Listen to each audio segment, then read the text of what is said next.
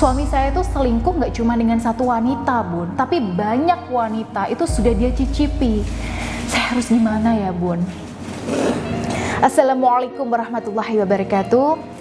Sahabat Bun yang dirahmati oleh Allah, ini adalah satu dari sekian banyak keluhan istri yang datang berkonsultasi dengan saya, baik yang konsultasi datang ke kantor saya di Kudus maupun yang berkonsultasi secara online. Nah, jadi suami itu nggak cuma puas selingkuh dengan satu wanita di sini, tapi sudah banyak wanita yang dia jadikan sasaran pelampiasan hasrat biologisnya. Ini istri mana ya, Bun, yang gak makan hati setiap hari kalau melihat suaminya itu punya kelakuan seperti ini. Nah, yang paling miris adalah kalau suami di sini berani berzina dengan banyak wanita.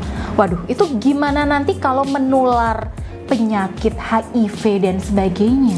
Karena pernah ada nih, Bun, seorang istri yang diceraikan suaminya dalam kondisi sudah terlanjur tertular penyakit berbahaya ini. Tentu ini adalah sesuatu yang sangat menyakitkan sekali. Ibaratnya nih, udah jatuh tertimpa tangga, masih terperosok di lubang dan gak bisa keluar. Sudah disakiti, dicerai dan menjadi janda, dan akhirnya gak punya peluang untuk menikah dengan suami yang jauh lebih baik gara-gara membawa penyakit yang sama sekali tidak diharapkan. Sebuah penyakit berbahaya yang berasal dari kezaliman suaminya. Apa nggak double-double itu menderitanya? Ya, coba bayangkan gimana rasanya ada di posisi ini. Saya sendiri tuh sebenarnya miris, Bun, kalau mendengar kasus semacam ini. Karena itu, kalau Bunda ada di posisi seperti ini, Bunda wajib ekstra hati-hati dan waspada. Apa sih yang perlu dilakukan istri ketika dihadapkan suami yang semacam ini? Kalau menurut hemat saya, Bun, cara yang paling praktis dan mudah ya mengakhiri pernikahan dengan suami semacam ini. Tapi memang seringkali langkah ini tidak mudah untuk diambil karena kondisi masing-masing rumah tangga ya, tiap orang itu kan berbeda-beda ya. Tapi solusi pertama yang menurut saya paling praktis dan hemat tenaga ya adalah bercerai. Dan tidak ada dosa dalam perceraian semacam ini. Karena bagaimanapun suami yang toksik dan berwatak peselingkuh dan pemain wanita seperti ini itu memang tidak layak untuk dipertahankan. Bahkan Allah sudah menyebut dalam Al-Quran surah An-Nur ayat 3, pezina laki-laki itu tidak boleh menikah kecuali dengan pezina perempuan atau dengan perempuan musyrik. Dan pezina perempuan itu tidak boleh menikah kecuali dengan pezina laki-laki atau dengan laki-laki musyrik. Dan yang demikian itu diharamkan bagi orang-orang mukmin.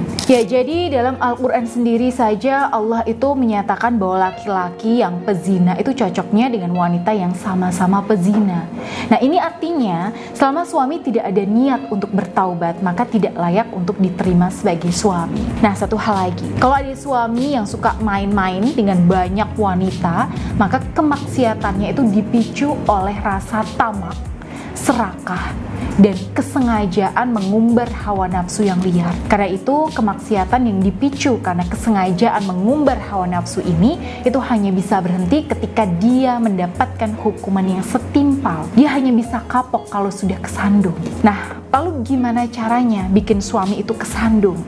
Baik, ada dua caranya. Jadi yang pertama, Bunda tunggu dan kawal terus sampai Allah yang menghukumnya, atau Bunda langsung tinggalkan seketika. Nah, ketika Bunda meninggalkan suami seketika, maka suami akan tahu gimana rasanya hidup tanpa Bunda. Dia baru akan merasakan seperti apa sebenarnya peran Bunda di sampingnya. Dan ini baru bisa dia rasakan ketika Bunda sudah nggak di sampingnya lagi. Sebab biasanya orang itu baru mengerti artinya memiliki ketika dia sudah pernah merasa kehilangan.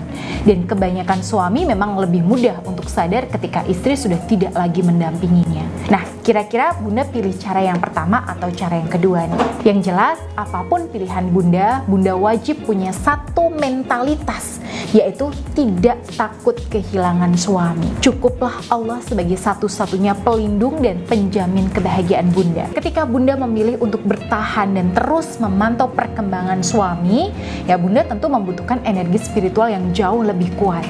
Karena di dalam pilihan yang tidak mudah ini, Bunda akan selalu berhadapan dengan kezaliman-kezaliman dan kemaksiatannya. Belum lagi ketika suami meminta jatah ranjang dalam kondisi rawan menularkan penyakit. Tentu Bunda akan sangat membutuhkan energi yang positif dan kuat, baik secara lahir maupun spiritual. Nah, begitu juga kalau Bunda ingin mengakhiri pernikahan Bunda. Bunda sangat membutuhkan energi rohani dan mental yang tangguh dan tidak takut kehilangan. Pokoknya di dalam kondisi segenting ini kita itu nggak perlu noleh kemana-mana Bun. Cukup nolehnya itu sama Allah. Ya, sering-seringlah kita menyebut nama Allah, baik di dalam hati, secara lirih, atau menyebut asmanya itu dengan jelas. Ya, Bunda bisa pergunakan sarana tasbih karomah ar-Rahman dari saya untuk membantu menjernihkan aura, menguatkan hati, dan menenteramkan jiwa, serta membuat Bunda lebih mudah untuk melalui fase yang sama sekali tidak mudah ini. Ya, saya tahu persis gimana beratnya ada di posisi Bunda. Saya paham gimana beratnya berjuang sendirian. Karena itu, kalau Bunda merasa butuh uluran tangan dan pendampingan, silahkan Bunda bisa hubungi saya. Insya Allah, saya akan berikan bimbingan dan pendampingan yang profesional, baik untuk usaha lahir maupun spiritualnya. Baik, semoga video ini bermanfaat. Wassalamualaikum warahmatullahi wabarakatuh.